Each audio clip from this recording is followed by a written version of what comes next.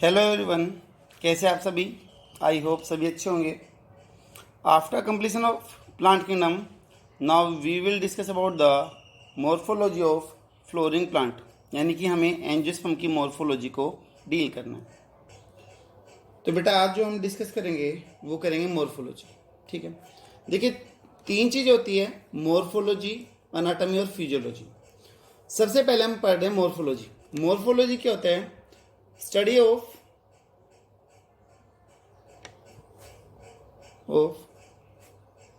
external appearance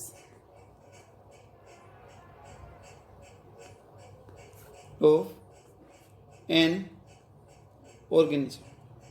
किसी भी organism की जो एक्सटर्नल अपीयरेंस है, यानी कि वो बाहर से कैसे दिखाई दे रहा है, बेटा उसको हम क्या बोलते हैं? मॉर्फोलॉजी बोलते हैं। जैसे अगर मान लो मैं बात करूं प्लांट की, तो प्लांट की मॉर्फोलॉजी क्या होगी कि भाई वो बाहर से कैसे दिखाई दे रहा है, उसकी हाइट कैसी है, यानी कि उसका साइज कैसा है, उसकी लीव्स कैसी है, स्टेम कैसा है, फ्रूट, फ्लावर, कलर, जो भी चीज़ आपको बाहर से दिखाई दे रही है वो सारी की सारी किस में आ गई? प्लांट मॉर्फोलॉजी के अंदर आ जाएगी। ठीक है, इसी तरीके से बेटा अगर हम एनिमल की बात करें, वो एनिमल के कैरेक्टर्स जो हम बाहर से डील कर सकते हैं वो सारे के सारे मॉर्फोलॉजी में आएंगे। तो वो सारी की सारी आपकी एनिमल मॉर्फोलॉजी के अंदर ही आ जाएगी। ठीक है, जैसे कि मैं बात करूं वही हाइट की हो गई, वेट, साइज, कंप्लेक्शन, शेप, ये जितने भी चीज़ें बेटा वो सारी किस में आ जाएगी? मॉर्फोलॉजी के अंदर आ जाएगी। तो study of external appearance, that is known as the morphology, कि कोई भी चीज़ बाहर से कैसे दिखाई दे रही है बेटा उसको हम क्या बोलते हैं? मॉर्फोलॉजी बोलते हैं। और हमें जो इस चैप्टर में डील करना है that is the morphology of the flowering plant, कि किसी भी बेटा फ्लोरिंग प्लांट में कौन कौन सी चीज़ें जो हमें बाहर से अपीयर होती है। ठीक है, तो अगर हम बाहर से अपीयर करने की बात करें किसी भी प्लांट में, तो बेटा हमें क्या क्या चीज़ दिखाई देगी? जैसे मान लो ये कोई एक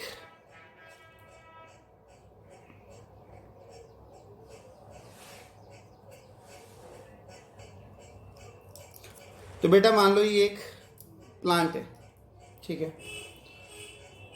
अब ये जो प्लांट है इसमें हमें बाहर से क्या क्या चीज़ अपीयर हो सकती है, वो हर एक चीज़ किस में आएगी? आपकी मॉर्फोलॉजी के अंदर ही आएगी। जैसे मैं बोलूँ कि अगर मैं किसी प्लांट को देखता हूँ कंप्लीट, तो भाई मेरे को उसकी रूट भी दिखाई देगी, अगर मैं ज़मीन से बाहर निकालूँ तो उसका जो पूरा का पूरा बेटा शूट सिस्टम है रूट से ऊपर का, वो भी दिखाई देगा।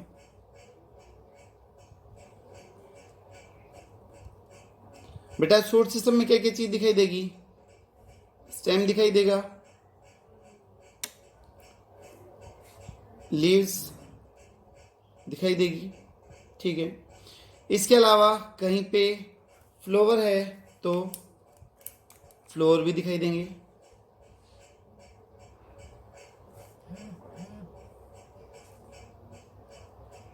फ्लावर, ठीक है, अगर बेटा कहीं पे फ्रूट लगे हुए हैं तो हमें फ्रूट भी दिखाई देंगे। ठीक है,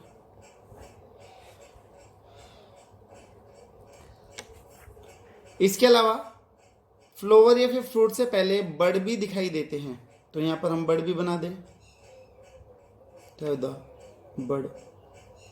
ठीक है, तो बेटा ये सारी की सारी चीज़ें जो हमें किसी भी एक प्लांट में नॉर्मली बाहर से दिखाई दे जाती है। ठीक है, फ्रूट में अगर हम बात करेंगे तो फ्रूट आल्सो द सीड, हमने लास्ट टॉपिक में पढ़ा था कि fruit contain the seed, fruit है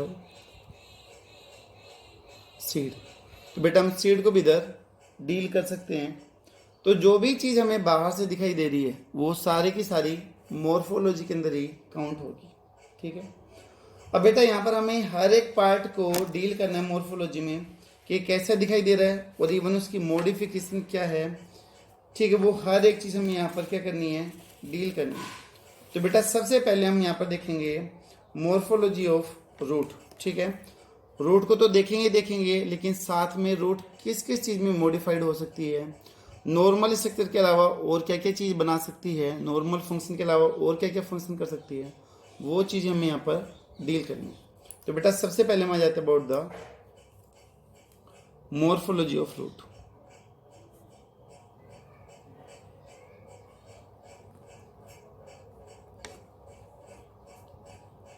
रूट की मॉर्फोलॉजी को डील करनी। बेटा रूट देखो कई टाइप की होती है, लेकिन जो हम सबसे पहले समझते हैं, जो सबसे मेन है, जो हमारे सिलेबस में गिवन है, that is the tap root system. ठीक है, first one is the tap root system.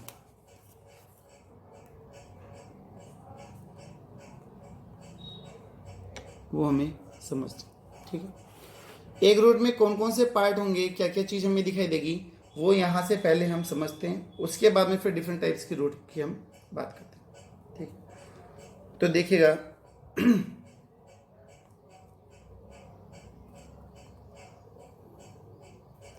एक टाइप रूट सिस्टम जनरली ऐसे होगी।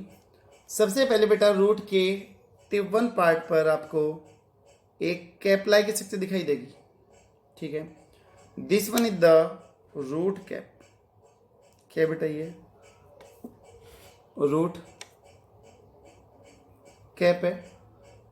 ठीक है, जो कैप लाइक स्ट्रक्चर आपको दिखाई देगी। उसके नीचे बेटा कुछ ऐसा रीजन होगा जहां पर सेल बहुत ज़्यादा तेजी से डिवाइड करेगी। ठीक है, तो जो ये डिवीजन करने वाला जो ये रीजन है, that is known as the meristematic zone. ठीक है, तो बेटा this one is known as the meristematic zone. आपने 9th क्लास में पढ़ा होगा प्लांट टिश्यू के अंदर कि plant have 2 type of tissue, permanent tissue and the meristematic tissue. Permanent tissue वो जो कभी भी डिवीजन ना करे, स्पेसिफिक शेप साइज हो और उसके फिक्स फंक्शन हो, उसको आप परमानेंट टिश्यू बोलते हो। और बेटा तब की मेरिस्मेटिक टिश्यू वो होता है जो कंटिन्यूसली डिवीजन करता है, ग्रोथ करने में हेल्प करता है, that is known as the meristematic tissue. ठीक है, ये जो बेटा मेरिस्मेटिक जो जोन होगा या फिर जो टिश्यू होगा, ये दोनों तरफ सेल को ऐड करेगा, ऊपर की तरफ भी और नीचे की तरफ भी ये सेल को ऐड करेगा। क्लियर है? उसके बाद में बेटा यहाँ पर जो सेल है वो लंबी होनी स्टार्ट होती है। जो सेल ऊपर की तरफ ऐड हुई थी वो लंबी होनी स्टार्ट होती है, तो दैट्स व्हाट इन्होंने द जोन ऑफ इलोंगेनेशन। क्या बोलते हैं इसको? जोन ऑफ इलोंगेनेशन बोलते हैं। बेटा इलोंगेनेट का मतलब होता है लंबा होना, किसी भी चीज़ का बड़ा होना। ठीक है, तो इसलिए इसको हम जोन ऑफ इलोंगेनेशन बोलते हैं कि जो सेल यहाँ पर ऐड हुई थी वो लगातार साइज में बड़ी होगी। That's what is known as zone of elongation. ठीक है, इसके बाद बेटा यहाँ पर ऊपर की तरफ आप देखोगे तो रूट हेयर डेवलप हो जाते हैं। ठीक है, तो ये जो रीजन है जो मैच्योर हो चुका है, जहाँ पर रूट हेयर आ गए हैं, तो this one is known as the zone of maturation, also known as the root hair zone, also known as the root hair zone, जिस रीजन में रूट हेयर आ चुके हैं। तो बेटा यहाँ पर हमने कौन कौन से रीजन देखे हैं, कौन कौन से जोन देखे हैं? रूट कैप देखा है, दूसरा हमने मेरिस्मेटिक देखा है, तीसरा जोन ऑफ इलोंगेनेशन देखा है, और चौथा कौन सा आ गया हमारा? जोन ऑफ मैच्योरेशन, जो मैच्योर हो चुका है या फिर जहाँ पर रूट हेयर आ चुके हैं तो रूट हेयर जोन बोल सकते हैं। ठीक है, एक नॉर्मल टैप रूट के अंदर ये सारी की सारी चीज़ें दिखाई देगी। बेटा अब ये जितने भी रीजन लिखे गए हैं वो सारे के सारे हमें एक एक करके डील करने। तो टैप रूट क्या होता है? वो रूट जो रेडिकल से राइज हो और जिसके अंदर सेकेंडरी ग्रोथ होती है उसको हम टैप रूट बोलते हैं। Root which arise from radical and show secondary growth secondary growth भी करे उसको आप टैप रूट सिस्टम बोलते हैं। सेकेंडरी ग्रोथ का मतलब बेटा चौड़ाई में बड़ा होना, उसका डायमीटर या फिर गिर्थ बड़ा होना, that is known as the tap root system. ठीक है, तो बेटा सबसे पहले हम पार्ट पे आ जाते हैं, that is the root cap. सबसे पहले हम रूट कैप को ही डील करते हैं। तो first one type is the root cap.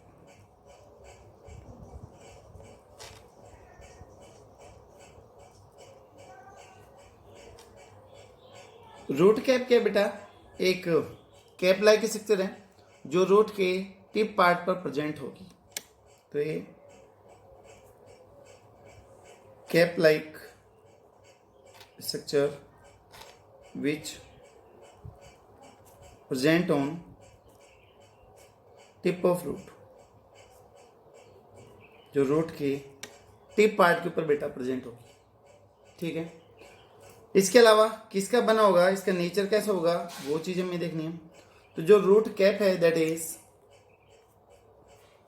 Root cap is multi cellular and parenchymatous nature, यानी कि पैरेनकाइमा टिश्यू का बना होगा।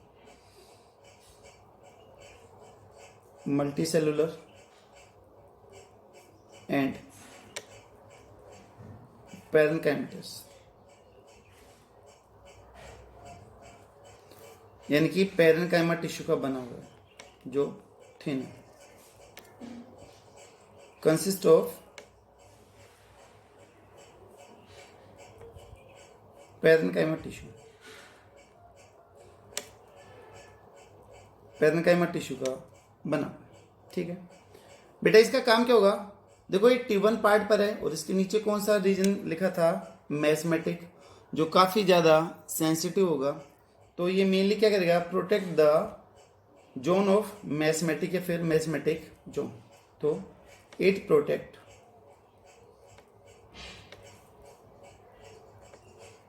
मैस्मेटिक रीजन, ये मैस्मेटिक रीजन को प्रोटेक्ट करेगा।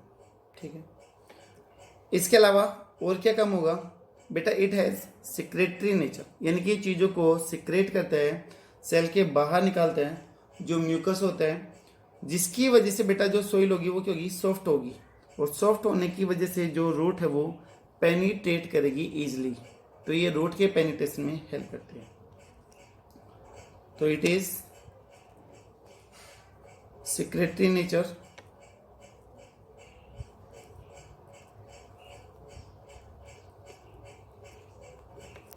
रिलीज म्यूकस, फिर उससे क्या होगा, जो म्यूसिलेज है, mucilage which make the soil soft, जो बेटा सोइल को क्या करेगा, सॉफ्ट करेगा, जिसकी वजह से जो रूट है वो इजिली क्या कर जाएगी, पेनिट्रेट कर जाएगी। ठीक है, so root get penetrate easily, वो इजिली पेनिट्रेट करेगी। इसके अलावा क्या होगा बेटा, और देखिए जो रूट कैप के नंबर हैं वो एक या एक से ज़्यादा भी हो सकते हैं। ठीक है, तो नंबर ऑफ रूट कैप में बी 1 और मोर, एक या एक से ज़्यादा भी हो सकते हैं। ठीक है, किसके केस में है एक से ज़्यादा, in case of the pine, screw pine के केस में एक से ज़्यादा है। इसके अलावा बेटा जरूर नहीं कि हर किसी प्लांट के अंदर रूट कैप मिले, एब्सेंट भी हो सकती है। तो root cap is non universal feature, तो it is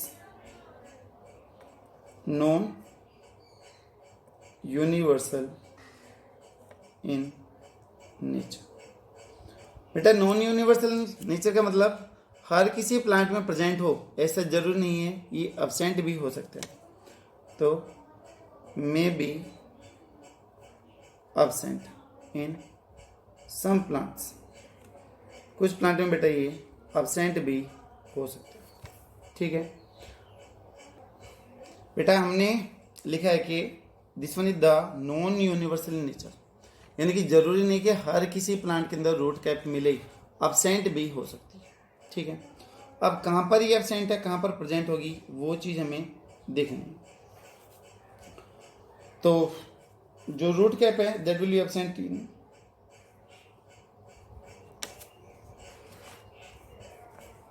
root cap will be absent in, कहाँ कहाँ पर वो एब्सेंट होगी वो चीज़ हमें देखनी है। जैसे कि पैरासिटिक रूट, एग्जाम्पल में लिख दूँ,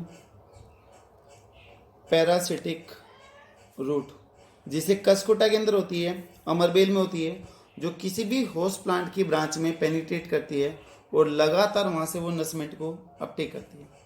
तो such type of plant are known as the parasitic plant and their root are known as the parasitic root. Second one is the epiphytic root. Epiphytic root बेटा वो प्लांट जो दूसरे plant के ऊपर ग्रो करते हैं, they are known as the epiphyte. उनकी जो रूट होगी they are the epiphytic root, जो मेनली उनको अटैच करने में हेल्प करती है। Generally they are the space parasite, generally they are the space parasite. ठीक है, जो सिर्फ और सिर्फ उनसे बेटा हैबिटेट लेने के लिए, स्पेस लेने के लिए ही रेस्पॉन्सिबल होंगे, खाना वो खुद अपना बना लेते हैं। इसके अलावा एक मेन पॉइंट लिख रहा हूं कि जो एक्वेटिक प्लांट होते हैं they have the root pocket at place of the root cap. ठीक है, जो हाइड्रोफाइट्स होते हैं, जो पानी में मिलने वाले होते हैं, उनमें बेटा रूट कैप की जगह पर रूट पॉकेट मिलेगी। ठीक है, तो हाइड्रोफाइट्स या फिर aquatic plants have root pocket at place of root cap. ठीक है, रूट कैप की जगह पर बेटा वहां पर क्या मिलेगी, रूट पॉकेट मिलेगी। अब ये रूट पॉकेट क्या होती है, कैसी दिखाई देती है, इनका काम क्या होगा, वो चीज हमें यहाँ पर समझना। बेटा देखिए, ये कोई भी एक एक्वेटिक प्लांट है, ये इसकी लीफ हो गई, this one is the leaves. ठीक है, एक्वेटिक प्लांट की ये लीव्स हो गई बेटा, ये इसकी रूट हो गई जो वाटर के अंदर फ्लोट करने लग रही है ऐसे। ठीक है, तो this one is the root. कहां पर ये, इनसाइड द वाटर, जो पानी के अंदर। अब बेटा इनके टिप वन पार्ट के ऊपर हमें क्या मिलेगा, हैव द रूट पॉकेट। ध्यान देना, जो ये आपको ट्रायंगुलर शेप जो दिखाई दे रही है, this one is the root pocket. ये क्या है, रूट पॉकेट है।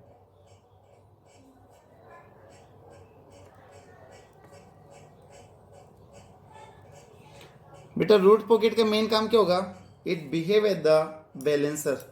ये प्लांट का बैलेंस बनाने में क्या करती है, हेल्प करती है। तो एक्ट एज बैलेंसर, इनको बैलेंस करने में हेल्प करेगी। इनको इवन थोड़ा बहुत ही फ्लोट करने में भी हेल्प करती है, लेकिन जो इनका बेटा मेन काम है वो क्या है, बैलेंसिंग का मेन काम है। तो ये जो पॉइंट है वो काफ़ी मेन बनता है फॉर द कंपटीशन एग्जाम, कि एक्वेटिक प्लांट में रूट कैप किससे रिप्लेस होगी और जो रूट पॉकेट होगी उसका काम क्या होगा, तो दैट इज द बैलेंसिंग। क्योंकि बेटा एक्वेटिक प्लांट है, पानी के अंदर है, तो वहाँ पर पेनिट्रेशन का तो कोई रोल होगा ही नहीं, ना ही वो म्यूसिलेज सिक्रेट करेगी, तो जिसकी वजह से बेटा वो सिर्फ और सिर्फ बैलेंस करने में, उनको फ्लोट करने में क्या करेगी, हेल्प करेगी। ठीक है, और बेटा इसकी खास बात ये है कि अगर रूट पॉकेट में कोई डैमेज हो जाए तो वो अपने आप को रिपेयर नहीं कर सकती है।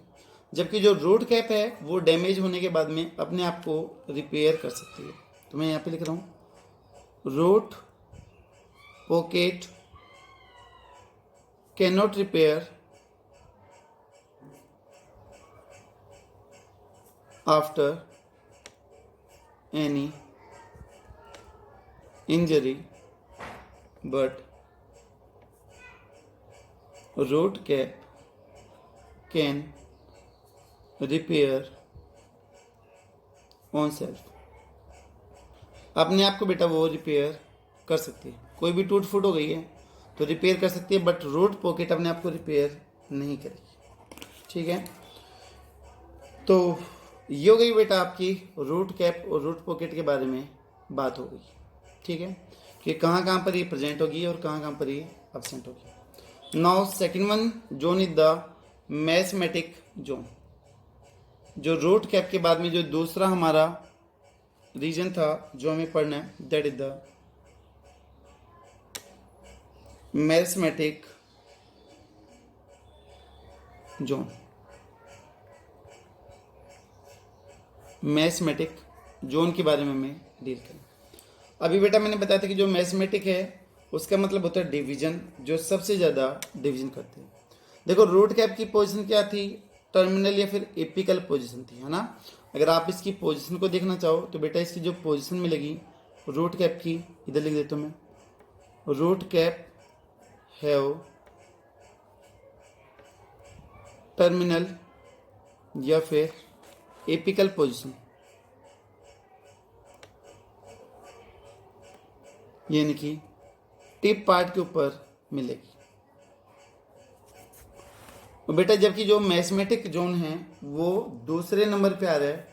पहले पे क्या था, पहले पे था हमारा रूट कैप और दूसरे पे आ रहा है that is the root mathematic zone, जिसके अंदर मैथमेटिक डिवीजन होगा। तो बेटा इसकी अगर हम पोजीशन की बात कर दें तो this one is known as the sub apical in position, sub apical या सब टर्मिनल इन पोजीशन। ठीक है, सब टर्मिनल पोजीशन के अंदर ये एग्जिस्ट करेगा। टर्मिनल पे थी आपकी रूट कैप या फिर रूट पॉकेट थी। बेटा इस रीजन के कैरेक्टर क्या क्या होंगे, यहाँ पर जितने भी सेल होंगी they are the small thin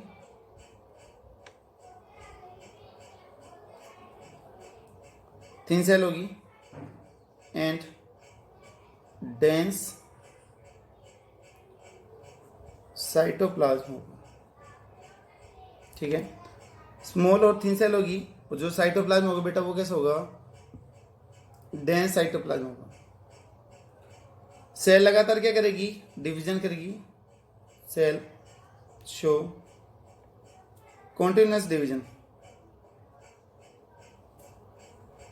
continuous division करती है। तीसरा बेटा ये जो रीजन है वो दोनों तरफ सेल को ऐड करेगी। ठीक है, तो add cell in both region, दोनों रीजन के अंदर ये सेल को ऐड करती है। ठीक है, कहाँ कहाँ पर, on elongation and root cap, इन दोनों तरफ ये सेल को ऐड करेगी। इसके अलावा बेटा डिवीजन करने वाली सेल है मैथमेटिक सेल है, तो आपको पता है कि मैथमेटिक सेल के अंदर वैक्यूल के होते हैं, एब्सेंट होते हैं। तो वैक्यूल इज एब्सेंट, वैक्यूल भी नहीं होगा। जो परमानेंट सेल रहती है उनके अंदर तो प्रेजेंट होता है, बट मैथमेटिक के अंदर ये एब्सेंट होगा, क्योंकि बेटा जो साइटोप्लाज्म है वो कैसे यहाँ पर डेंस नेचर का है। ठीक है, तो ये हो गई बेटा मेन बात। और यहाँ पर मैथमेटिक जोन के अंदर जो रेट ऑफ रेस्पिरेशन है वो सबसे ज़्यादा हाई होगा। ठीक है, तो है मैक्सिमम रेट ऑफ रेस्पिरेशन। ठीक है, बहुत बार पूछा गया कि रूट के किस पार्ट में मैक्सिमम रेट ऑफ रेस्पिरेशन होगा, तो बेटा आंसर आ जाएगा आपका that is the in case of the mathematic zone. तो बेटा यहाँ पर जो डिवीजन रेट होगा वो भी क्या होगा, सबसे ज़्यादा हाई होगा, जिसकी वजह से यहाँ पर मैक्सिमम रेट ऑफ रेस्पिरेशन होगा। ठीक है, एनर्जी सबसे ज़्यादा क्योंकि यहाँ पर कंज्यूम होगी, क्योंकि यहाँ पर डिवीजन करना है। बेटा नेक्स्ट वन है दैट इज जोन ऑफ एलोंगिनेशन।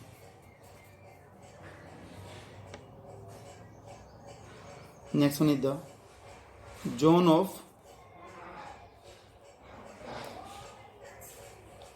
एलोंगिनेशन।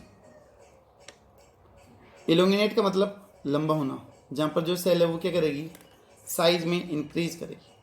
तो इसमें क्या हो जाएगा, cell grow with respect to size. तो cell grow in size, size के अंदर वो बड़ी होती जाएगी। ठीक है, अब उनका साइज क्यों बड़ा होता है, क्योंकि बेटा वहां पर जो वैक्यूल है वो बढ़ता हुआ जाता है।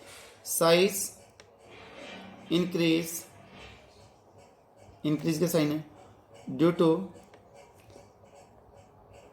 Enlargement of vacuole. जो वैक्यूल का साइज है बेटा वो बढ़ेगा, तो यहाँ पर सेल का साइज भी बढ़ता हुआ चला जाएगा, और जिसकी वजह से क्या होगी, रूट की लेंथ भी बढ़ेगी। So finally length of root also get increase. ठीक है, रूट की लेंथ भी बढ़ेगी। बेटा इस रीजन का काम क्या होगा, जो एलोंगिनेशन है, ये भी कई बार कंपटीशन एग्जाम में पूछा गया है कि इसका काम क्या है, तो इंपॉर्टेंट पहले लिख दिया मैंने। इसका जो मेन काम है that is water and mineral absorption. This region mainly help in absorption of water and minerals। जो वाटर और मिनरल्स को अपटेक करने में क्या करती है बेटा, हेल्प करती है। ठीक है, तो ये काम हो गया किसका, एलोंगिनेशन का। एलोंगिनेशन में सेल कहाँ से आई है, फ्रॉम द मैथमेटिक जोन से सेल ऐड होने लगेगी। तो बेटा जो नेक्स्ट रीजन है हमारा fourth, that is zone of maturation.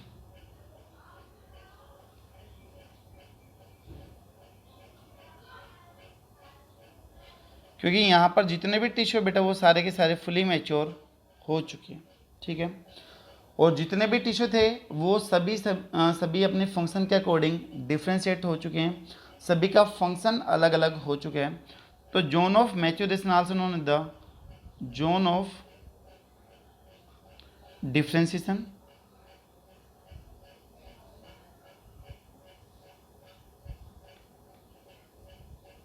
और हमने क्या बोला था, जोन ऑफ रूट हेयर, जहाँ पर रूट हेयर डेवलप हो गई थी।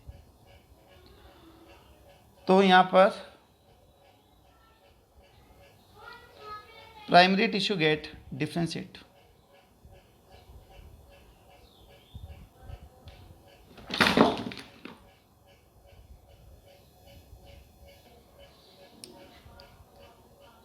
सॉरी बेटा सेटअप थोड़ा सा डिस्टर्ब हो गया था। तो जोन ऑफ मैच्योरेशन के बाद में जोन ऑफ मैच्योरेशन में डील करना था, जिसमें जो प्राइमरी टिश्यू है वो डिफ्रेंशिएट हो जाता है। ठीक है, तो प्राइमरी टिश्यू गेट डिफ्रेंशिएट। ठीक है, डिफ्रेंशिएट होता है। उसके बाद में यहाँ पर जो एपिडर्मिस है, ग्राउंड मैश टिश्यू है, और जो वस्कुलर टिश्यू है उनकी फॉर्मेशन होनी यहाँ पर स्टार्ट हो जाती है जैसे जैसे डेवलपमेंट होते हैं। तो मेनली बेटा यहाँ पर 3 रीजन बन जाते हैं, क्योंकि मैच्योरेशन या फिर डिफ्रेंशिएशन है, तो हर एक रीजन यहाँ पर डेवलप हो जाएगा। तो सबसे पहला जो आउटर आएगा दैट इज एपिडर्मल टिश्यू, जो आउटरमोस्ट कवरिंग है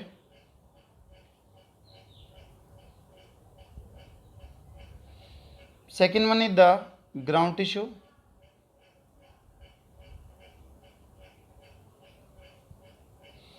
ग्राउंड टिश्यू से बेटा बनता है कोर्टेक्स, एंडोडर्मिस, पेरिसाइकिल, पित्त। ठीक है, ये ग्राउंड टिश्यू से बनता है। बेटा तीसरा आ गया वस्कुलर टिश्यू। वस्कुलर टिश्यू आपने सुना है कि जो वस्कुलर बंडल की फॉर्मेशन करते हैं, जाइलम फ्लोएम की फॉर्मेशन करते हैं, जिनसे ट्रांसपोर्टेशन होता है, that is the vascular tissue. ठीक है, तो कंटेन जाइलम एंड फ्लोएम, जो वाटर और मिनरल्स को ट्रांसपोर्ट करने के लिए क्या है, रेस्पॉन्सिबल है। तो ये ट्रांसपोर्टेशन ऑफ सैप के लिए क्या है, रेस्पॉन्सिबल है। बेटा सैप का मतलब वाटर प्लस में मिनरल्स। ठीक है, तो यहाँ पर ये सारे के सारे रीजन हमारे डील हो चुके हैं एक रूट में कि कौन कौन से होंगे। नेक्स्ट वन हम देख लेते हैं कि रूट का नेचर, उसके फंक्शन क्या है, कहाँ से अराइज हो रहा है, वो चीज़ हम यहाँ पर देख लेते हैं।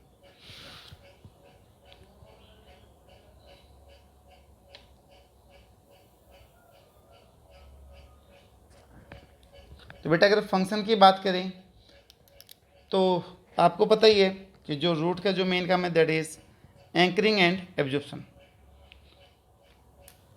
मेन फंक्शन इज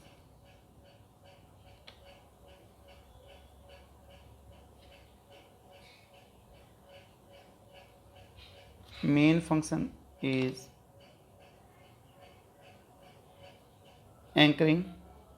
एंकर का मतलब फिक्स करना, तो fixation and absorption.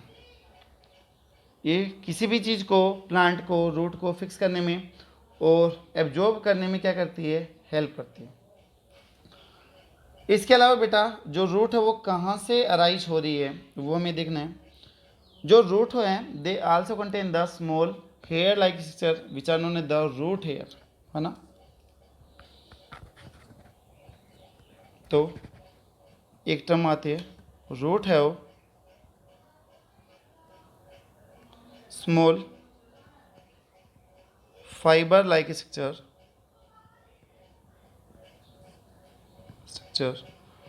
known as root hair. बेटा जो रूट हेयर है वो जनरली कैसे होते हैं, यूनिसेलुलर होते हैं, जिनका मेन काम है to increase the surface area, जिनका मेन काम है बेटा सरफेस एरिया बढ़ाने का है। This root hair are unicellular and their main function is to increase the surface area, जिसकी वजह से बेटा एब्जॉर्प्शन क्या होगा, ज़्यादा होगा। एब्जॉर्प्शन रेट को ये बढ़ाते हैं। ठीक है, बाकी का बेटा हम नेक्स्ट वीडियो के अंदर डिस्कस करें। आई होप रूट के इतना पार्ट आपको अच्छे से क्लियर होगा। तो बेटा बाकी की जो मॉडिफिकेशन और जो इसका ओरिजिन है वो नेक्स्ट वीडियो के अंदर डील करते हैं। Thank you so much.